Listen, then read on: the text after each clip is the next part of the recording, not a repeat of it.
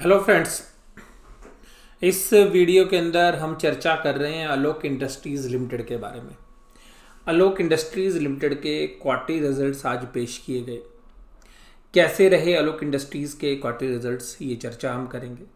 लेकिन उससे भी खास बात यह है कि लोगों को बेसब्री से इंतज़ार था आलोक इंडस्ट्रीज़ लिमिटेड के रिज़ल्ट का कि ये मल्टी बैगर शेयर कब बनेगा।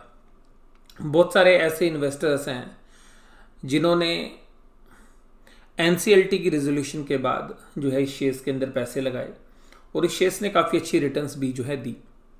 लेकिन बहुत सारे जो इन्वेस्टर्स हैं वो 35 रुपये, 40 रुपये, 45 रुपये, 50 रुपये के अंदर इस शेयर्स में फंसे हुए हैं और उन लोगों को ऐसा लगता है कि ये शेयर 400, 500 इस तरीके की मल्टीफोल्ड रिटर्न्स यहाँ से दे सकता है, क्योंकि रिलायंस ने यहाँ पे पैसा लगाया है।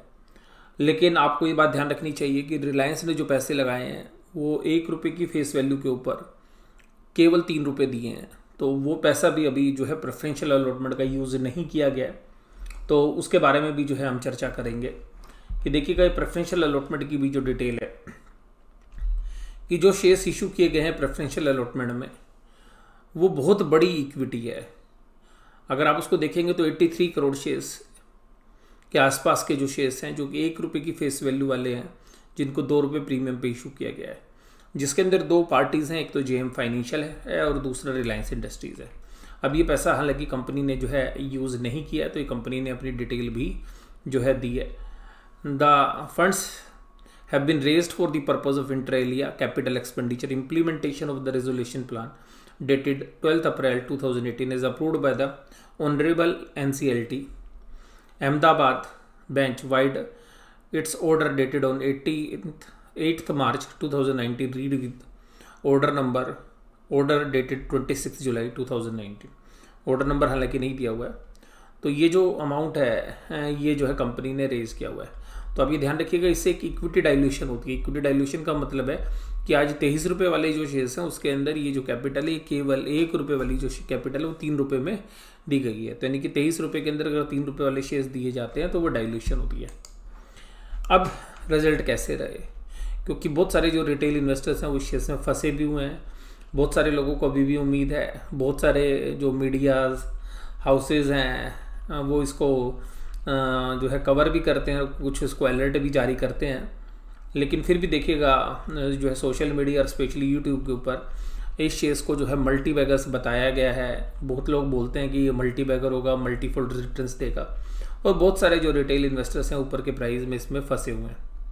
तो यहाँ पर जो हमारी चर्चा है वो जो है मैंने पहले भी इसको कवर किया था जब ये 45 रुपये के आसपास ये शेयर होता था, और तब मैंने भी एक अलर्ट जो है जारी किया था कि देखिएगा इतना बड़ी रिटर्न्स आप इतनी जल्दी उम्मीद करेंगे तो ऐसा पॉसिबल नहीं है, क्योंकि स्टॉक मार्केट में पैसे बनते हैं लेकिन धीरे धीरे। और इस तरीके के शेयर्स में स्पेशली जो कि कैपिटल इंटेंसिव बिजनेस है, रिलायंस इंडस्ट्रीज़ ने इस कंपनी के अंदर इन्वेस्टमेंट की है, तो कुछ लोगों को लगता है कि रिलायंस ने जिस तरीके से इन्वेस्टमेंट की है तो जितना रिलायंस का प्राइस है उतना हो जाएगा। लेकिन समय के साथ जो है चीज़ें बदलती हैं। जब बिज़नेस बढ़ता है तो उसके साथ ही देखिएगा धीरे धीरे करके रिटर्न्स जो है आती हैं। हालांकि कभी कभी ऐसा भी देखने के लिए मिलता है कि शेयर्स के अंदर जो है मैनिपुलेशंस होती हैं और उसमें कभी कभी रिटेल इन्वेस्टर्स बेचारे फंस जाते हैं। अभी यहाँ पर जो अगर हम चर्चा करें तो किस तरीके के रिजल्ट हैं, हालांकि इसमें बहुत सारे रिजल्ट्स कंपेरेबल नहीं है। आप देखिएगा रेवेन्यू फ्रॉम ऑपरेशंस जो आया इस क्वार्टर में वो हाईएस्ट है।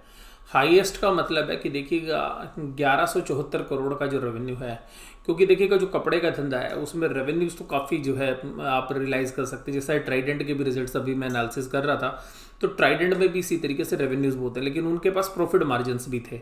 लेकिन यहाँ पे देखिएगा रेवेन्यूज तो काफ़ी तेज़ी से बढ़े हैं, लेकिन प्रॉफिट कितना बढ़ेगा ये तो अभी हम आगे चल के देखेंगे। तो रेवेन्यूज़ आप देखेंगे कि पिछले साल के मुकाबले में करीबन 30% इन्होंने बढ़ा दिए हैं, और सेम पिछले क्वार्टर के मुकाबले में भी काफ़ी तेज़ी से रेवेन्यूज़ बढ़े हैं। और आप लोग जानते भी कि पीपीई किट जो है उससे भी काफ़ी बड़ा रेवेन्यूज ये जनरेट कर रहे थे, और पिछले क्वार्टर के अंदर भी वहाँ से इनको रेवेन्यूज़ आए थे।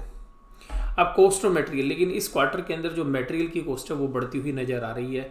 इन्फ्लेशन का इम्पैक्ट यहाँ पे दिख रहा है। जो अब कंपनी ठीक तरीके से चलाएंगे तो देखिएगा सैलरी भी बढ़ानी पड़ेगी, तो 20 करोड़ की जो है एम्प्लॉय बेनिफिट एक्सपेंसेस भी बढ़ रहा है क्योंकि बिजनेस का साइज ही बढ़ रहा है। इंटरेस्ट कॉस्ट अभी भी 122 करोड़ पे, यानी कि डेट अभी भी काफ़ी बड़ा अमाउंट है जिस पर इंटरेस्ट आपने पे करना है।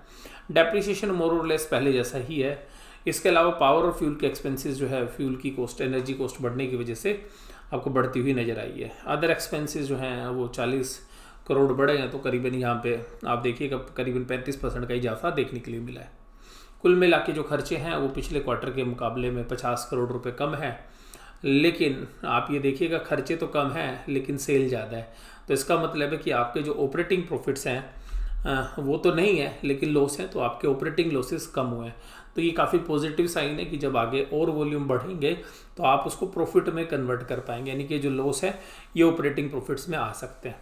एक्सेप्शनल आइटम इस बार नहीं है, तो यहाँ पर देखिएगा तो केवल 28 करोड़ के लॉस हैं, और इस 28 करोड़ के लॉस के सामने आप यहाँ पर देखेंगे कि जो EPS आ रही है वो केवल 6 पैसे की है, यानी कि लॉस पर शेयर जो है दैट इज़ 0.06, यानी केवल 6 पैसे का है।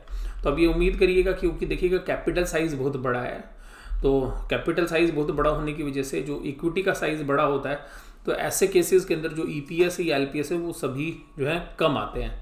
तो यहाँ पर अभी हम ये बात करें कि यहाँ पर लॉस आए हैं, लेकिन इस लॉस के अंदर अब सबसे खास बात ये कि लॉस के अंदर बहुत बड़ी कमी देखी गई है। अगर हम ऑपरेशनल फ्रंट्स पर अगर हम बात करें तो यहाँ पर कंपनी ने कुछ अच्छा किया है। अच्छा क्या किया है कि पहली बात है कि रेवेन्यूज़ काफ़ी तेज़ी से बढ़े हैं। दूसरी बात यह कि मैनेजमेंट ने जिस तरीके से कंपनी के बिजनेस को मैनेज किया है, वहाँ पर हालांकि इनपुट कॉस्ट बढ़ी थी तो इनके पास भी वो कॉस्ट बढ़ी है, लेकिन कुल मिला के ऐसा लगता है कि जैसे कि अब अगले 1 या 2 क्वार्टर के बाद जो ही ये कंपनी जो है प्रॉफिट में आती हुई आपको नजर आएगी। हालांकि अभी ऑपरेशनल फ्रंट्स पे लॉसेस हैं, लेकिन ऐसा अगर चलता रहा और जिस तरीके से लोकल टू वोकल की बात हो रही है या आत्मनिर्भर भारत की बात हो रही है, तो उस केस के अंदर हम देखेंगे तो इस सेक्टर के अंदर अपार संभावनाएं हैं। और बाकी भी टेक्सटाइल के अंदर जो अगर हम बात करें तो रुझान जो है बाकी कंपनीज में भी काफ़ी पॉजिटिव देखा गया है, और वो यहाँ पर सेल्स में भी जो है रिफ्लेक्ट हो रहा है इस कंपनी की, लेकिन वो अभी प्रॉफिट में कन्वर्ट नहीं हो पाया। हालांकि आप देखिएगा लॉसेस जो है सब्सटेंशियली रिड्यूस हुए हैं, तो आप ऑपरेशनल फ्रंट पर आप ये मानेंगे कि लॉस बेशक से हैं, लेकिन जो परफॉर्मेंस है वो काफ़ी इंप्रूव हुई है। और इस इम्प्रूवमेंट के दम पर जो है ऐसा लग रहा है कि ये जो कंसोलिडेटेड रिजल्ट्स को भी अगर हम देखें तो सिमिलरली, क्योंकि अभी जो हम स्टैंड अलोन रिजल्ट्स देख रहे थे, अगर हम कंसोलिडेटेड रिजल्ट्स को भी देखेंगे तो उसमें भी इसी तरीके की इंप्रूवमेंट्स हैं। हालांकि वहाँ पे लॉस थोड़ा सा आपको 1 पैसे का ज़्यादा नजर आएगा, तो 1 पैसे का जो लॉस है वो बढ़ गया यहाँ पे, लेकिन क्योंकि बाकी जो सब्सिडरीज कंपनीज हैं उन्होंने भी मोर और लेस उसी तरीके से काम किया है जिस तरीके से मेन होल्डिंग कंपनी कर रही है। तो हमें ऐसा लगता है कि आगे चल के ये जो कंपनी है प्रॉफिट में आएगी। प्राइस के बारे में ऐसा है कि देखिएगा प्राइस अभी भी जो है काफ़ी ऊपर की तरफ बने हुए हैं, लेकिन कैपिटल बहुत बड़ी है। आगे कंपनी के पास लैंड बैंक बहुत बड़ा है, ये आप ध्यान रखिएगा, तो वो वैल्यू भी एक इनहेरेंट वैल्यू होती है वो शेयर प्राइस के अंदर।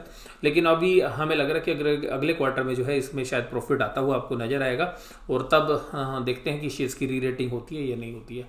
अभी जो है इस शेयर्स के अंदर प्रॉफिट नहीं है, अभी ग्रोथ नहीं है, तो मुझे पर्सनली ऐसा लगता है कि अभी और बेहतर अपॉर्चुनिटी जो है इसी सेक्टर के अंदर आपके पास उपलब्ध होगी, जहाँ पर फ्री कैश फ्लोज हैं, अच्छा जो है कैश फ्लो मॉडल्स हैं, या कुछ कंपनीज काफ़ी अच्छा जो है क्लाइंट बेस रखती है। लेकिन फिर भी बहुत लोगों को उम्मीद है कि ये बिज़नेस रिवाइवल करेगा और यहाँ पे मल्टीफोल्ड रिटर्न्स होंगे, बट मुझे भी लगता है कि वो दिन जो है दूर हैं। अभी 1-2 क्वार्टर अभी देखेंगे कि प्रॉफिट आता है या नहीं आता है, क्योंकि इस क्वार्टर में वैसे भी जो सारे टेक्सटाइल्स जो प्लेयर्स हैं उनकी अच्छी परफॉर्मेंस आ रही है, और अभी मैं ट्राइडेंट में भी देख रहा था तो वहाँ पे भी बहुत अच्छा जंप जो है सेल्स के फिगर में देखने के लिए मिला। तो ये एनालिसिस जो है मैं यहीं पे समाप्त करता हूँ, और मैं किसी भी तरीके की बाय सेल रिकमेंडेशन नहीं कर रहा हूँ। आप अपना जो भी निवेश करें अपने फाइनेंशियल एडवाइजर से सलाह लेने के बाद ही करें। बट मैं रिजल्ट को एक बार समराइज बता देता हूँ कि सेल्स इंप्रूव हुई है, सेल्स बढ़ी है, ऑपरेशनल फ्रंट्स पर आपको प्रॉफिट नज़र नहीं आए हैं, लेकिन आगे चल के प्रॉफिट्स आने की उम्मीद लग रही है जिस तरीके के रिजल्ट्स हैं। लॉस काफ़ी बड़ी मात्रा में इनके घटे हैं, रिलायंस का कंट्रोल होने की वजह से हो सकता है कि मैनेजमेंट इस बिज़नेस को बहुत अच्छे से मैनेज करे। शेयर्स प्राइस के बारे में मैं कोई भी रिएक्शन जो है नहीं दूंगा अभी भी, लेकिन बहुत जो है वोलेटिलिटी जो है शेयर्स के अंदर रहती है, और बहुत बड़ी स्पेकुलेशन एक्टिविटीज़ भी मार्केट के अंदर इसमें देखने के लिए मिलती हैं। तो यहाँ पर रिटेल इन्वेस्टर्स के लिए इतना ही, बस मैं अपनी वीडियो समाप्त करता हूँ। Thank you very much.